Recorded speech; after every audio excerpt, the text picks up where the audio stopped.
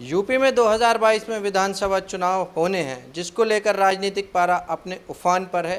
क्या है यूपी में चुनावी माहौल और किसकी बनेगी सरकार, इस बारे में बात करने के लिए आज हमारे साथ मौजूद हैं तृणमूल कांग्रेस के प्रदेश अध्यक्ष नीरज राय जी।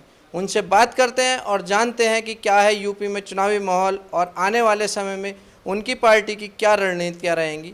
बहुत बहुत धन्यवाद सर आपका हमारे चैनल पर आने के लिए। आपसे सबसे पहला सवाल मेरा ये है कि भारतीय राजनीति में, राष्ट्रीय राजनीति में सिर्फ दो ही विकल्प हैं, भाजपा और कांग्रेस। कांग्रेस लगातार कमज़ोर पड़ती जा रही है, उसके विकल्प के तौर पर आने वाले वक्त में आप किस पार्टी को देखते हैं? देखिए, वास्तविकता यह है कि विकल्प पहले से तैयार नहीं होता है, विकल्प अपने आप बन जाता है। और विकल्प बनने के लिए मुद्दा होता है जो जनहित की भावनाओं से सरोकार रखने वाले जो दल होते हैं उनसे बात होती है। रही बात भारतीय जनता पार्टी और कांग्रेस की बात, तो मैं उस पर बात नहीं करना चाहूँगा। मैं बात करना चाहूँगा अपनी पार्टी पे, जो कि तृणमूल कांग्रेस ममता जी के नेतृत्व में निरंतर नित नए आयाम को छूने वाली वर्तमान में पार्टी बनती जा रही है। और यह उसका मुख्य कारण है जनता के मामलों से सरोकार रखकर हम काम करते हैं। तो मुझे दूसरों की बजाय अपने पे यह है कि संगठन का विस्तार हमारा बेहतर से बेहतर कितना हो उस पर फोकस किया जा रहा है और उसी पे हम लोग काम करते जा रहे हैं। तो आप मान रहे हैं कि राष्ट्रीय राजनीति में एक विकल्प के तौर पर तृणमूल कांग्रेस अब अपने आप को पेश करने जा रही है? जी बिल्कुल, क्योंकि एक राष्ट्रीय पार्टी हैं भी हम, भारत के लोकतंत्र में संवैधानिक तरीके से राष्ट्रीय पार्टी है। तो हर एक राष्ट्रीय पार्टी या चुनाव लड़ने के लिए इच्छुक होती है, जितनी भी पार्टियां बनती हैं। तो हम तो एक राष्ट्रीय पार्टी हैं, तो हम तो विकल्प देश हित में और देश की सेवा करने के लिए खुद ही अपने आप को बनाना चाहेंगे ही, और हम निरंतर प्रयासरत भी हैं और आगे बढ़ भी रहे हैं।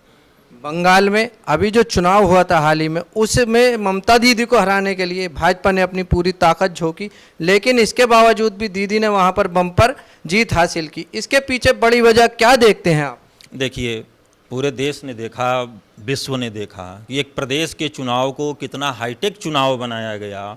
वहाँ पर जो हुआ, कहा जाता है सत्य परेशान होता है पराजित नहीं, तो वही चीज़ें हुई। वहाँ पर ये देखा गया कि भारतीय जनता पार्टी के 300 से ऊपर नेताओं की एक मंडली वहाँ पे काम करती रही। यहाँ तक कि देश के प्रधानमंत्री उस पद की गरिमा को भूलकर भारतीय जनता पार्टी का नेता बनकर एक मुख्यमंत्री को हराने के लिए चल रहे थे। तो वहाँ पर जो हुआ क्या कि हम जनता के लिए पिछले 10 सालों से काम किए थे, जनता के लिए तमाम उन योजनाओं को दिए थे जिससे कि पूरे बंगाल की जनता लाभ पा रही थी। तो ममता दीदी जो जनता की नेता हैं, जननेत्री हैं, किसी इवेंट के द्वारा पैदा हुई नेता नहीं हैं कि उनको जाकर कोई हरा दे और वहां पे अपनी सरकार बना ले। तो बंगाल जो है बहुत ही बुद्धिजीवियों का प्रदेश है, और वहां से जो चीजें निकल कर आई है पूरे देश को बहुत बेहतरीन तरीका से प्रस्फुटित करने का काम करेगी, और दीदी की योजनाएं पूरे देश में फैलाने का काम शुरू हो चुका है।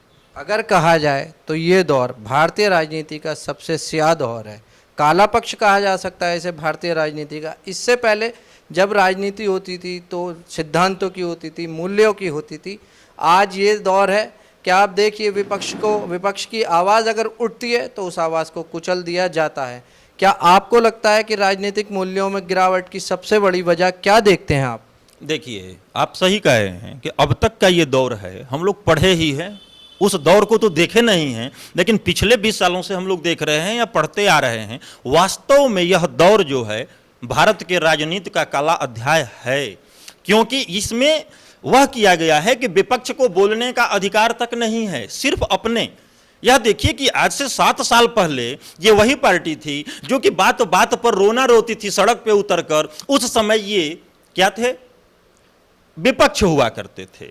लेकिन जो ही ये सत्ता में आए हैं तो आंदोलन करने वालों को, आवाज उठाने वालों को एक ऐसे शब्दों से सुशोभित करते जा रहे हैं, आंदोलन जीवी है, ये है। लेकिन ये तो खुद आरोप जीवी है। आरोप के गर्भ से पैदा हुई ये पार्टी अब दूसरे के ऊपर आरोप लगाती है। अगर देखा जाए तो पिछले 45 सालों में बेरोजगारी सबसे चरम पे, देखा जाए महिला सुरक्षा पे देखा जाए तो सबसे ज्यादा निम्न स्तर पे, इंडस्ट्री लगाने पे, प्राइवेट निजीकरण करने पे, एक संपत्ति बनाते नहीं है लेकिन बेचते सब हैं। इससे बड़ा निठल्ला सरकार क्या होगी?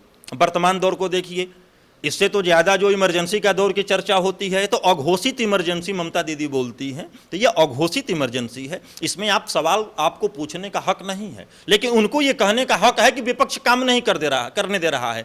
जब ये विपक्ष में थे तब भी सत्ता से शिकायत थी, आज ये सत्ता में हैं तब भी इनको विपक्ष से शिकायत है। चित्त भी मेरी पट भी मेरी, जीत के आगे रहने वाले और हार के पीछे रहने वाले हैं। अगर कोई काम हो जाता है तो आप देखते हैं कि इनके जो जादूगर हैं ये हैं तो मुमकिन है, काम बिगड़ जाता है तो तुरंत संतावना देना शुरू करते हैं कि और मेहनत करिए और मेहनत करिए। जिम्मेदारी लीजिए ना, जिम्मेदारी ले लेंगे आप तो सबसे अच्छा होता। जनता है, हमारे देश की जनता बड़ी भावुक है, इमोशनल जनता है। अगर आप कह दीजिए कि नहीं हमसे नहीं होना है तो जनता खुद आपको फिर से आंखों पे ले लेगी। चलो भाई, जैसे देखा आपने अभी कोरोना का चक्र चला, पिछले जो काल में हुआ कोरोना, पहले काल में आपने देखा कि उसके पूरा निर्धारण, नीति निर्धारक क्या थे, उनके हाथ में बागडोर लिए थे डंका प्रसाद जी, मतलब हमारे प्रधानमंत्री जी लेके चल रहे थे। लेकिन किया क्या उन्होंने, केवल काम किया कि आप मध्य प्रदेश में सरकार बना, विधायक खरीदने और बंगाल में सरकार बनाने का काम किए। लेकिन जब मामला फंसने लगा तो जनता को छोड़ दिए कि आप देखिए गंगा में लाशें बहती रही, उस पर झूठ पे ये पर्दा डालते रहे, ऑक्सीजन के बिना लोग मरते रहे, उस पर ये पर्दा डालते रहे। अगर ये बता दें आप कोरोना काल में आपको 9200 कुछ मीट्रिक टन ऑक्सीजन बेचने का काम करना पड़ा, कितने प्लांट लगाए उस पर बात नहीं करना था। आप मुद्दा पे पूछेंगे, शिक्षक मर गए उत्तर प्रदेश में, पंचायत का चुनाव हुआ, कोर्ट में जाकर ये पंचायत चुनाव का डेट लेकर आए, लेकिन यह डेट लेकर नहीं जा सकते थे वहां पर कि नहीं पंचायत चुनाव मत कराइए। शिक्षक मरे, तमाम बेरोजगारियां बढ़ती रही, शिक्षक मरते रहे, महिलाओं के साथ अभी आपने अभी हाल ही में देखा किसानों को कुचला गया। किसानों पे इनका मंत्री गाड़ी चढ़ाता है, गाड़ी चढ़ाने के बावजूद भी ये मंत्री को अभी क्या करते हैं, सजा कर रखे हुए हैं। क्यों रखे हैं?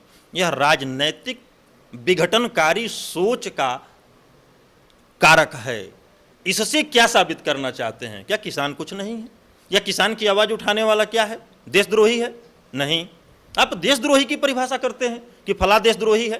भाई हिंदुस्तान के अंदर पैदा हुआ हर एक व्यक्ति अपने आप जन्मजात राष्ट्रवादी होता है, इनसे वो तो प्रमाण पत्र लेने की। राष्ट्रवाद की परिभाषा आपके हिसाब से क्या होगी? देखिए, राष्ट्रवाद की परिभाषा हिंदुस्तान के अंदर पैदा हुआ हर एक व्यक्ति जन्मजात राष्ट्रवादी है। इस पर किसी पॉलिटिकल पार्टी, किसी नेता, किसी भी व्यक्ति से प्रमाण पत्र लेने की आवश्यकता नहीं है। अगर आप आरोप लगाते हैं तो उसे साबित करिए ना कि वो राष्ट्रवादी नहीं है। राष्ट्रवाद की परिभाषा इनसे थोड़ा हमको सीखना है, मैं खुद जानता हूं कि राष्ट्रवाद क्या होता है।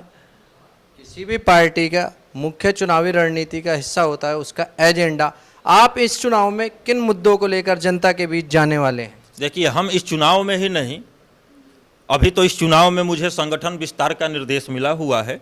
यहाँ पे चुनाव लड़ते हैं या आगे लड़ते हैं यह हमारा केंद्रीय नेतृत्व निर्धारित करता है। लेकिन बंगाल के अंदर पिछले 10 सालों में जो काम हमने किया है, एक अच्छी खासी फहरिस्त है। हमारी योजनाओं का नकल वर्तमान की सेंट्रल गवर्नमेंट करी हुई है, हम वहाँ पूरे बंगाल के लिए करते हैं। तो सरकार का नैतिक कर्तव्य क्या होता है? जनता के लिए, जनता से जनता का होना होता है। तो हम जनता के लिए हैं, जनता से है, जनता का कर रहे हैं, तो वही चीज़ हम हर जगह लेके चलना चाहेंगे। किन मुख्य मुद्दों को आप अपना टारगेट बनाएंगे? देश में की बात की जाए या उत्तर प्रदेश की भी बात की जाए या बंगाल की खुद बात की जाए, वहाँ पर आपकी सरकार है। अगर आपको आने वाले वक्त में उत्तर प्रदेश में सरकार बनाने का मौका मिलता है तो आपकी मुख्य प्राथमिकताएं क्या रहेंगी? देखिए, होता है शिक्षा होता है, चिकित्सा होता है और मकान का चलता है। अगर देखा जाए तो बंगाल में केंद्र सरकार ने आयुष्मान योजना चलाया है, आप भी मीडिया से हैं। अगर इसमें बता दिया जाए कि आपके जानकारी में कितने लोग आयुष्मान योजना का लाभ पाए हैं, और मैं बंगाल की योजना का बता रहा हूँ, स्वास्थ्य साथी। बंगाल में पैदा हुआ हर एक व्यक्ति स्वास्थ्य साथी योजना का लाभ लेता है। तो ये पहला हमारा हो गया कि हम पूरे प्रदेश, उत्तर प्रदेश और पूरे देश के लिए करना चाहेंगे। वहाँ पे कोई क्राइटेरिया नहीं है कि किसको किसको हम रखेंगे, समस्त एक बच्चा पैदा होता है, अल्टरनेटिव वो फिक्स हो जाता है उसमें। दूसरा है कृषक बंधु। हमारे यहाँ भारत गाँव का देश है और गाँव में किसान रहते हैं, तो सबसे पहले हमारी योजना जो आनी चाहिए वो किसानों के लिए आनी चाहिए। तो वहाँ पे हम कृषक बंधु योजना लेकर चलते हैं और साइलेंट मोड में चलते हैं। जिस तरह से कि पिछले 7 सालों से आप देख रहे हैं कि सरकार 3 साल से ढोल बजाती है कि हमारी किसान सम्मान निधि योजना 6,000 किसानों को हम देते हैं, जैसे लग रहा है किसानों को खैरात दे रहे हैं, अपने पॉकेट से दे रहे हैं। वहाँ पे हम क्या करते हैं, 10,000 रुपया किसानों को देते हैं। फिर 18 साल से 60 साल का किसान अगर कोई भी किसी भी तरह से मौत होती है तो 2 लाख रुपया सरकार देती है। और किसान बीमा प्रीमियम, जो कि बहुत ही टेक्निकल चीज़ है या इम्पॉर्टेंट चीज़ है, इसको वहाँ की सरकार देती है। 3 चीज़ देते हैं हम, तो इनके 6,000 से ज़्यादा हम किसानों को देते हैं। और टोटल 72 लाख किसान परिवारों को दिया जाता है। इनके अगर सेंट्रल गवर्नमेंट के आंकड़ा के हिसाब से देखा जाए तो अब इस पर मैं बताना चाहूँगा कि 2015-16 में संता कुमार कमेटी की रिपोर्ट थी कि पूरे देश में 14.5 करोड़ किसान हैं। मैं मान लेता हूं कि 6,000 रुपया ही इनको देना है, तो 6,000 रुपया से लगभग 90,000 करोड़ रुपए का बजट बनता है। लेकिन पहला बजट इन्होंने दिया था 60,000 करोड़, दूसरा बजट 50,000 करोड़ से नीचे, और तीसरा जब इन्होंने पास किया है 38,000 करोड़ का। अब बताइए, देश में किसान बढ़ते हैं, इनके आंकड़े में किसान घटते हैं। पढ़ाई में आइए, बंगाल देश का पहला प्रदेश है कि 12वीं तक शिक्षा वहाँ पे फ्री है, ड्रेस कॉपी किताब फ्री है। तो इतनी बेहतर व्यवस्था आपको किस प्रदेश में मिलेगी? इन सब चीज़ों को लेकर चलते हैं। हमारी कन्याश्री सुकन्या ये चलाते हैं, तो सुकन्या में भी इनका देखिए कि आपको पैसा जमा करना है, हमारे यहाँ सरकार दे देती है। तो इन सब चीज़ों को लेकर हम काम करते हैं, तो देश में क्यों नहीं लेकर जाएंगे हम। बहुत बहुत धन्यवाद सर आपका हमारे चैनल से बात करने के लिए। ये हमारे साथ थे तृणमूल कांग्रेस के प्रदेश अध्यक्ष नीरज राय, जिन्होंने हमको बताया कि आने वाले वक्त में राष्ट्रीय राजनीति में अपने आप को एक विकल्प के तौर पर पेश करने जा रही है तृणमूल कांग्रेस, और उसकी मुख्य मुद्दे रहेंगे जनता से जुड़े हुए, जन सरोकार के मुद्दों को लेकर वो आगे बढ़ने वाली है। कैमरा पर्सन संतोष कुमार के साथ मैं मेहंदी हसन, माई भारत के लिए, लखनऊ।